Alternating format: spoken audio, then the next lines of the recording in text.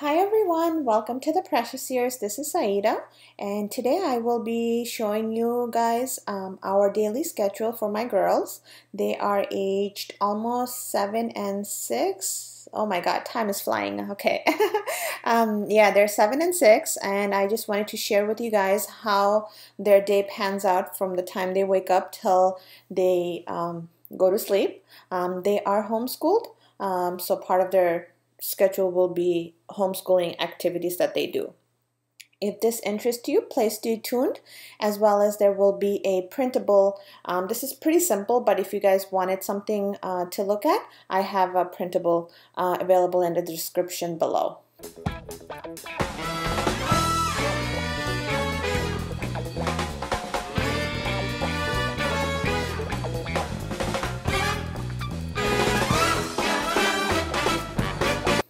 All right, let's get to it. All right, so my girls, they wake up. My youngest wakes up at around 7 o'clock.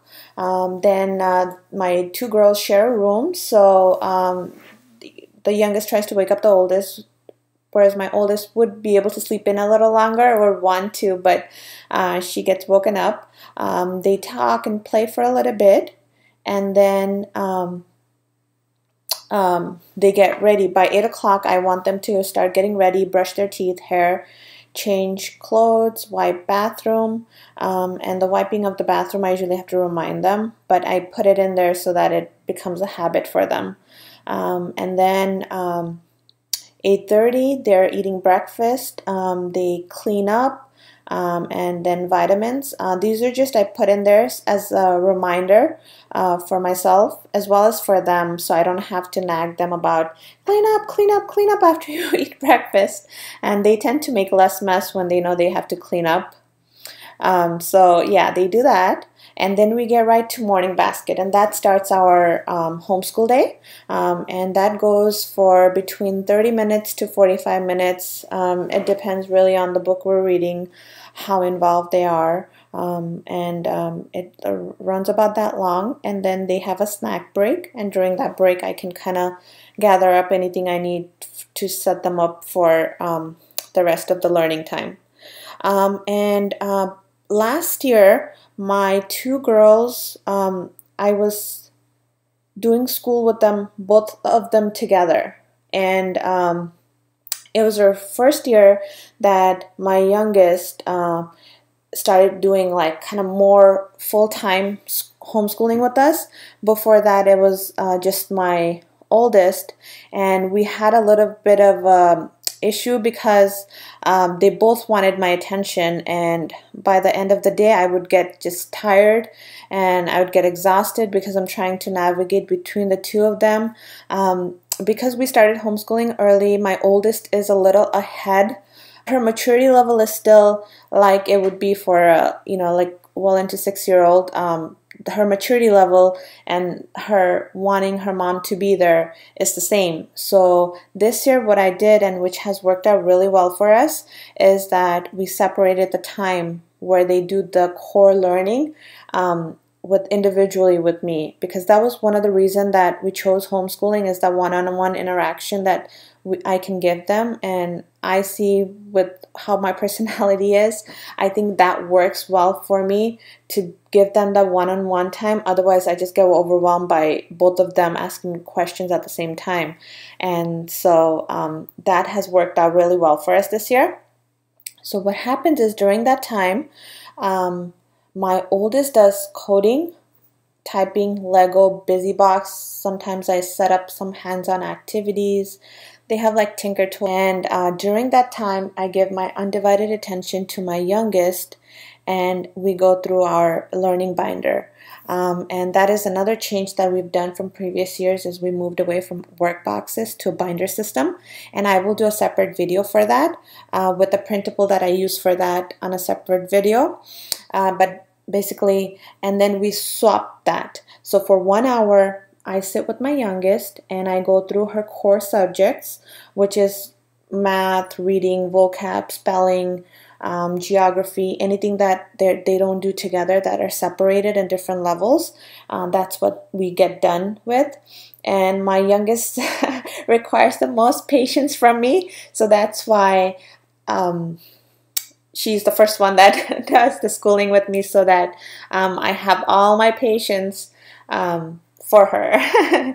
So then we swap it, and then she goes to doing whatever she wants to play with, some learning toys, or they actually also do reading eggs that I didn't put in here. They do reading eggs as well during the independent learning time.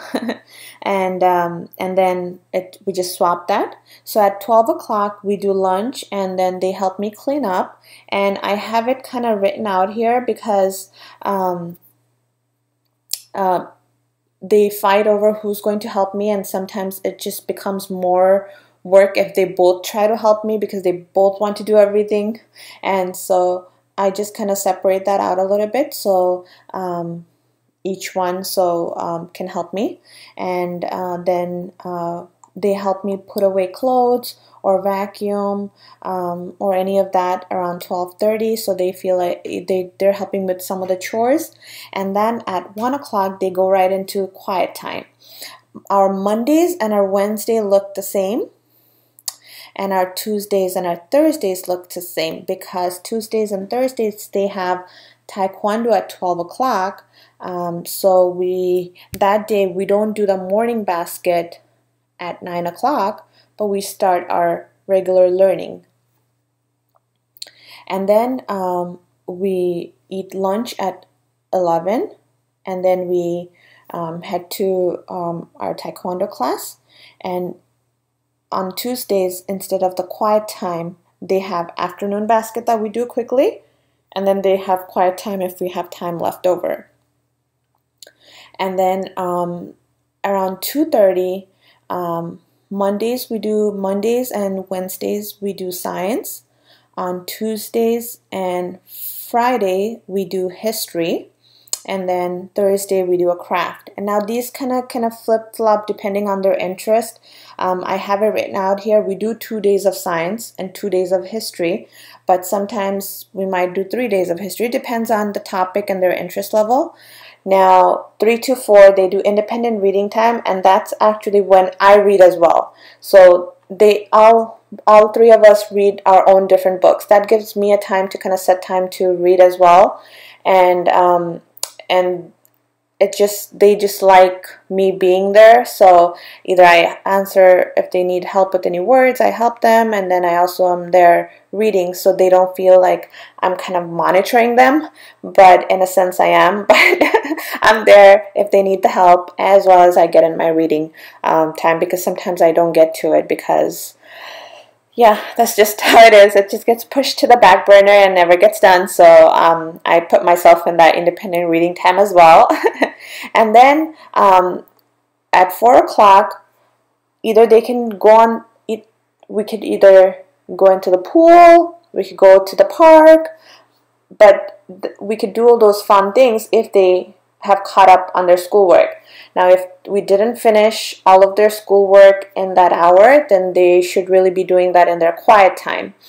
And so this is kind of like it's kind of like a reward in a sense, because I'm allowing them to make that choice that they need to catch up on their school. If they don't, then they don't get to do those fun things. At 5 o'clock, we do dinner prep, and then they have free time, or they can help me with the chores, because that's really the time that I kind of do like a power hour and just quickly before my husband gets home just clean up everything. So they sometimes help me with it, or they can have their free time. It really depends on how much of a chores I have to do. If it's a lot, then I do it myself, because it requires a little more time when they do it with me. So that's what we do. At 7 o'clock, and this has been something that's really wonderful that we put on our schedule, is that we do a family game, or we read together, and then we quickly clean up their room. If their rooms are clean, then they get to have more fun doing these with her dad and I. It's good that we kind of set aside some time for family game. Now, it doesn't happen every day, but whenever it does, at least we know that we have a set aside time for that. And then 8 o'clock comes around, and that's the time that I look forward to the most after a busy day, is when they get ready for bed, and they are in bed by 8:30, and they're snoozing by 9 o'clock. Yeah, that's their schedule. Now, I just wanted to caution and just put a disclaimer out there that although this is our schedule, and in the previous years, a schedule never worked for us, but this year, this schedule has been working wonderfully for us. And not because that I follow it to the T, and that every day our day goes as smoothly as it's on the schedule, but more like because it's panned out into sections. Even if I don't get something done at a certain time, I know that I need to somehow fit that hour or half an hour in at a different part of my day. And I think that's why our homeschool days are shorter, my girls are happier, and I'm able to add in more things that brings happiness to me and brings happiness to my girls. And it's not a perfect fixed schedule, but it's just something that's been working wonderfully for us, and I just wanted to share that with you guys. If you guys enjoy these types of videos, please give it a thumbs up or leave me a comment so I know to make similar videos. If you're interested in a mommy lifestyle schedule of how I get my stuff, my chores done, I could share that. And if you guys want to see this more in a day in the lifestyle, I can try to do that for you as well. I hope you enjoyed the video, and I hope to see you on our next video. If you haven't subscribed to our channel, please do, so you don't miss out on any of the future videos that we will be putting out. Until I see you on our next video, thank you so much and have an awesome day. Bye-bye.